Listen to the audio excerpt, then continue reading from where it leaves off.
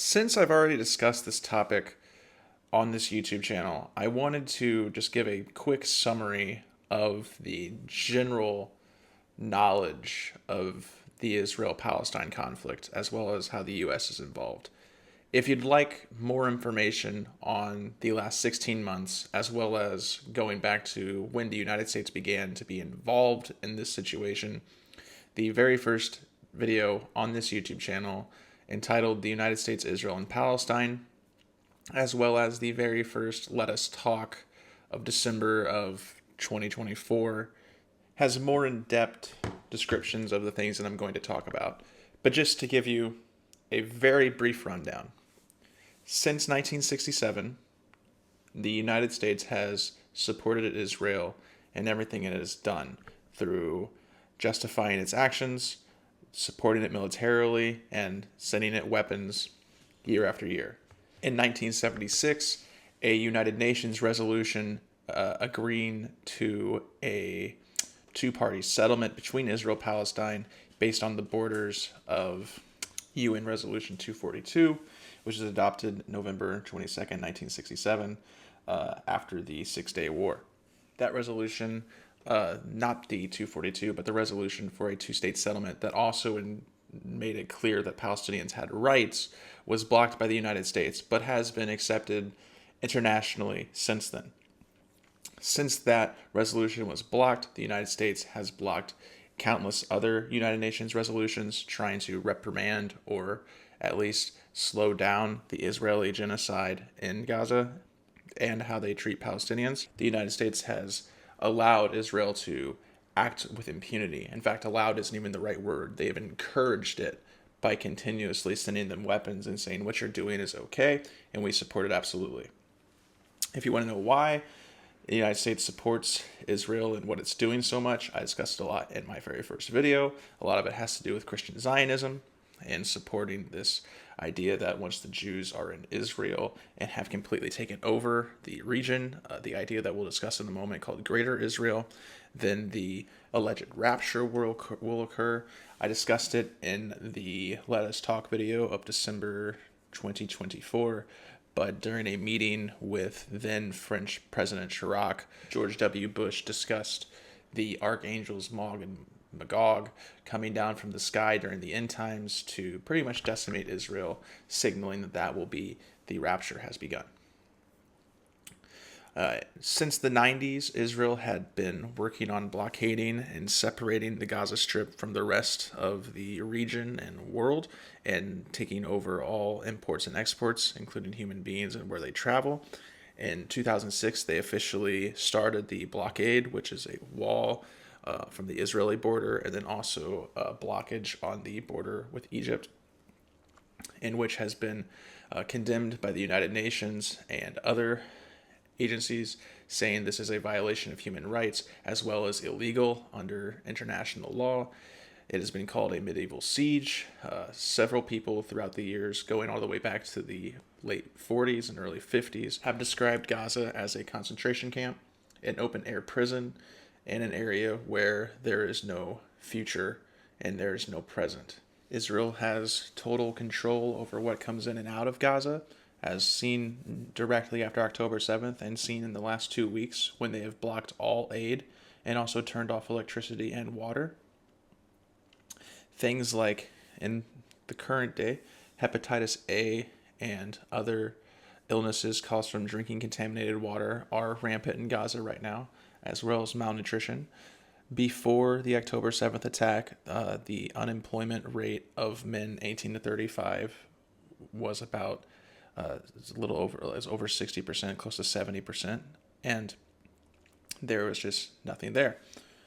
Since the blockade, Israel has periodically engaged in high-tech killing sprees, in which they refer to as mowing the lawn, notable ones of which were Operation Cast Lead from December 27th, 2008 to January 18th, 2009. The total fatalities of Palestinians was 1,400, with between 300 and 355 children killed. This replicates what we saw at the ceasefire recently and the ceasefire to end Cast Lead, which essentially was just to not draw attention away from those inaugurations at the time.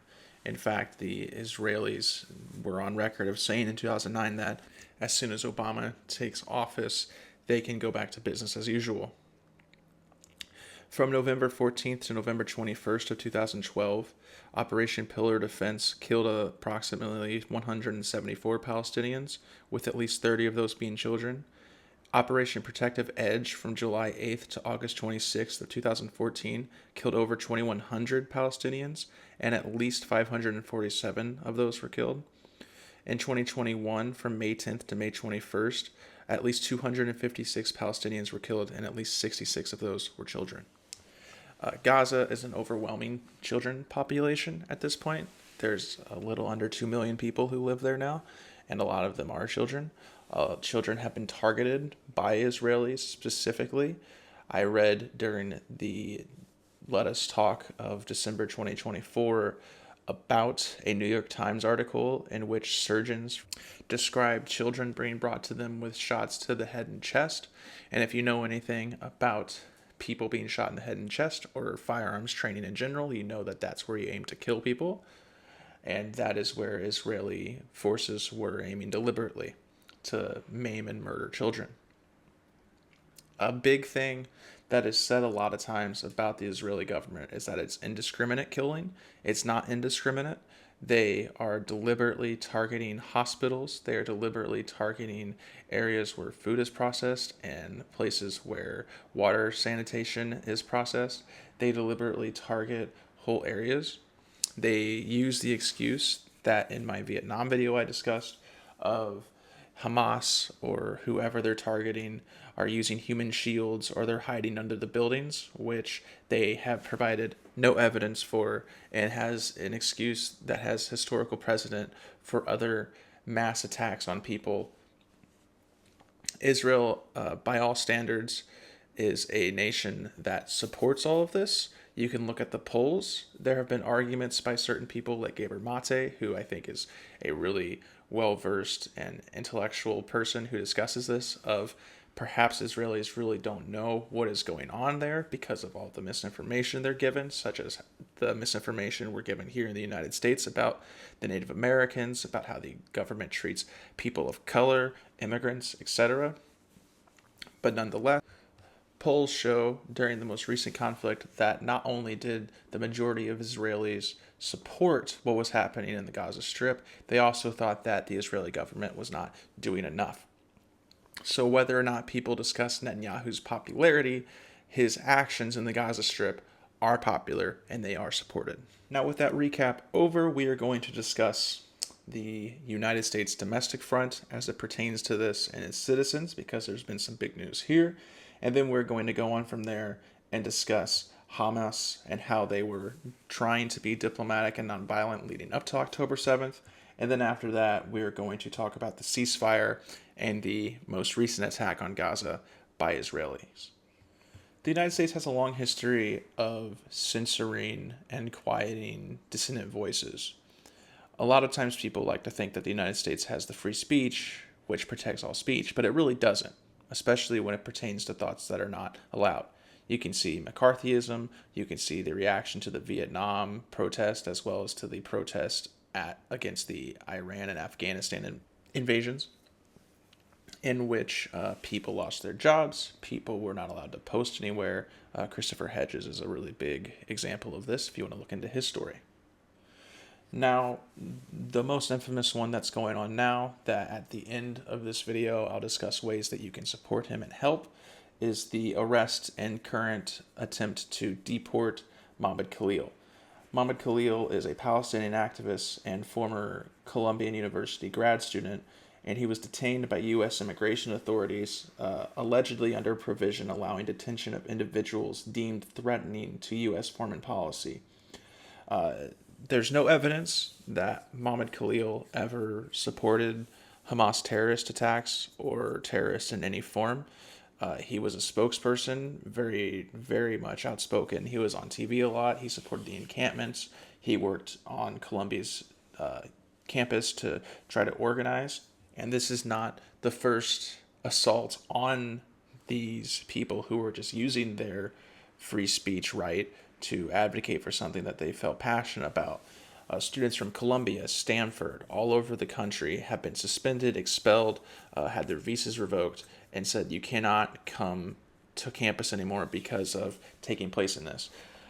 College campuses used to be a place for freedom of speech and for ideas that make you uncomfortable and for fighting for what you believe in and supporting critical thinking, but they no longer mean that. All it is now is you go to this place and you support the thoughts that are here already. In this instance, it is the thought that Israel can do whatever it wants, or you face consequences. Like I said, I'll have a part at the end of the video of all the ways you can donate, as I usually do, and one for Khalil will be there as well. This is especially frightening because President Trump has warned that this is just going to be the first of many arrests targeting demonstrators who were using their rights to try to draw attention to what's been going on in Israel and Palestine. This is very dangerous because this is how McCarthyism started, and started censoring and arresting people who were allegedly communist. You've heard it probably on Fox News. You've heard it on CNN for sure. You've heard it all across the United States media of people being pro-Hamas. There is no one outside of Hamas, I would say, in the United States who's pro-Hamas and the things that went on October 7th. There are pro-Palestinian protesters like myself who are simply trying to stop the spread of genocide and trying to stop the murdering of children and women and the illegal blockade that Israel is using to continuously control and ethnically cleanse a region of people who just want to live in their homes. One last part on the United States domestic front is the spread of misinformation by Israeli advocacy groups and including the United States government. A lot of these facts include the ideas that babies were thrown into ovens or that there was weaponized rape and sexual assaults. The United Nations found that none of that happened, that there's no plausible evidence for that. But this spread of misinformation has come from influencers, YouTubers, and most notably Twitch streamers, all of whom, and I mentioned this in my most recent video, have been paid by Israeli advocacy groups to spread misinformation and be pro-Israel. And they do it because they do anything for money, because these people are the type of people, and a lot of people are, who will say and do whatever it is they need to in order to make more money, because that's all they truly care about. Meanwhile, women and children are being murdered in Gaza every single day without any repercussions for the Israeli government whatsoever. Now, with that all being said and being covered, let's move on to Hamas's diplomatic and nonviolent efforts over the last years. Hamas has engaged in various diplomatic efforts, including trying to negotiate with Israel and participating in ceasefire agreements, including the most recent one that we had, in which they did not violate the ceasefire and they followed it altogether.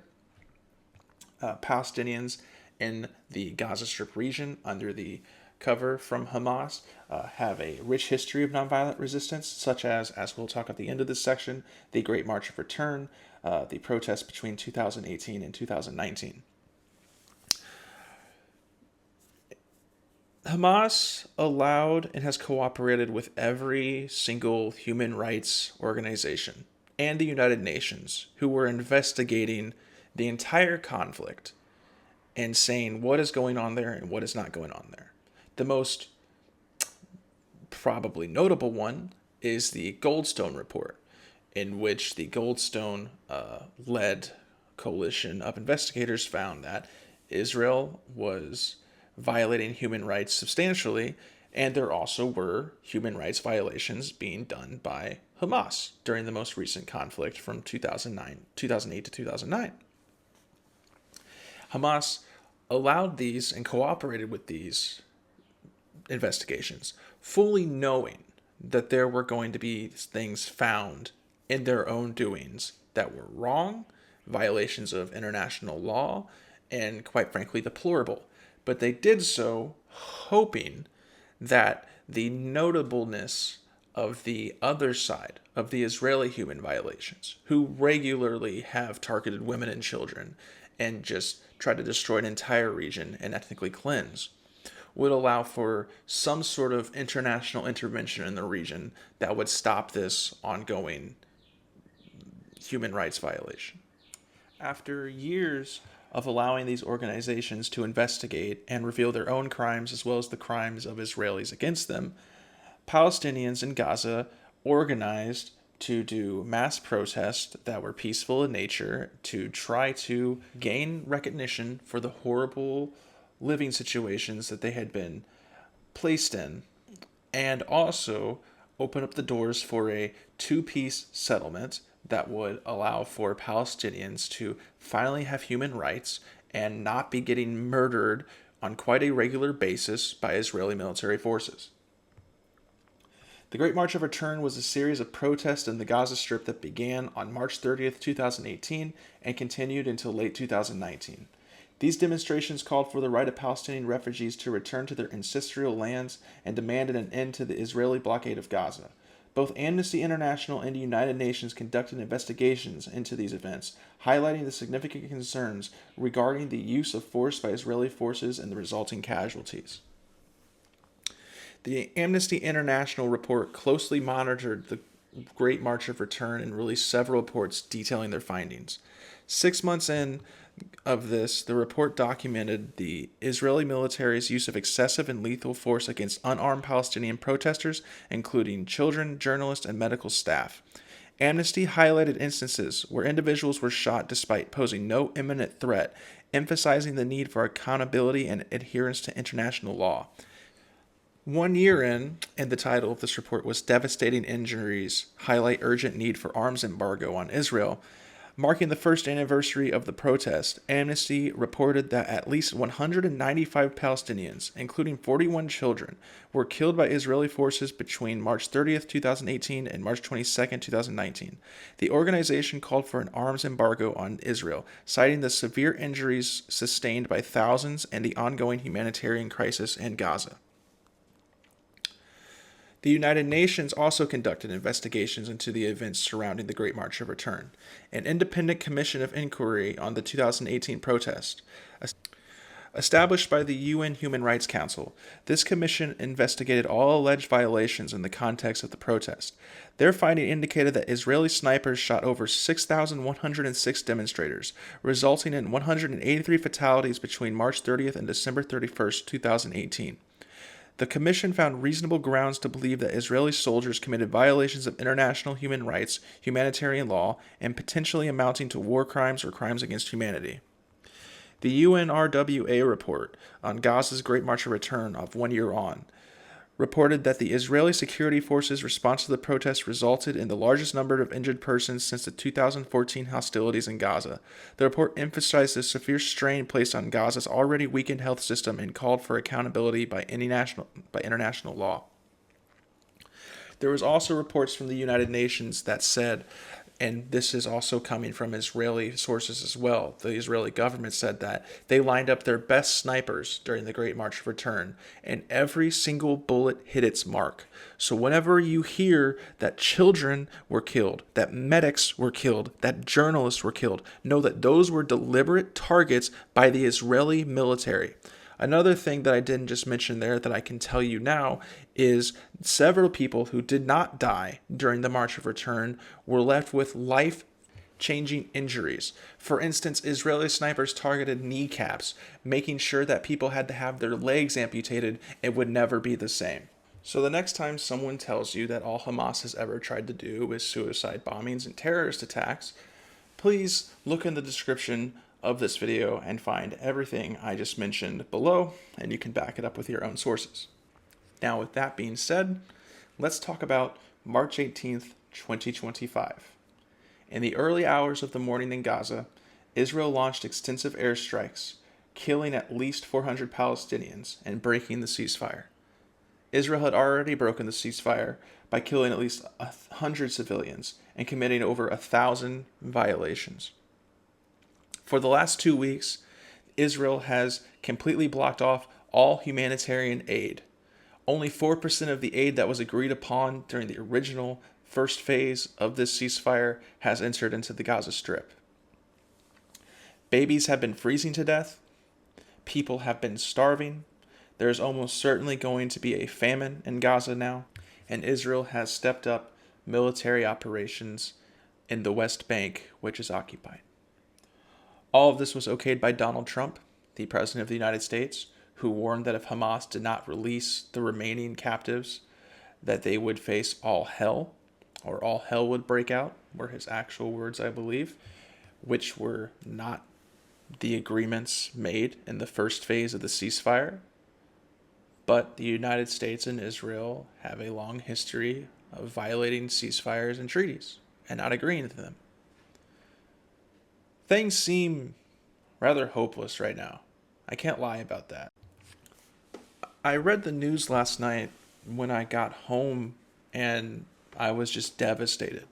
Not because I didn't see it coming or I wasn't prepared for it, but there was just that hope that maybe rationality and basic human decency would win out. But unfortunately, we live in the real world, and now we have to do what we can do to support the people living in Gaza and the Palestinians as they endure hardships that we cannot imagine.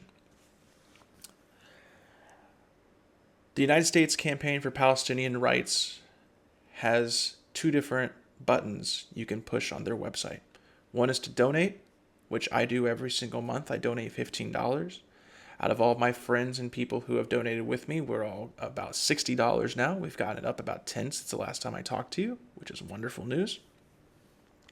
They have another button said taking action, which you can contact your senators, you can locate protests, and you can find organizations near you that are organizing not only in support for the Palestinian rights and to make sure that this genocide stops and that Israel is held accountable, but also for other things that we've discussed on this channel as well. There's also the Defense for Children International Palestine, which defends children who have been detained.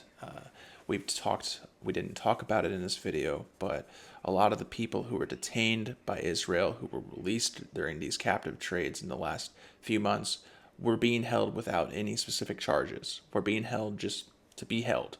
They were hostages just the same as the people being held by Hamas were hostages.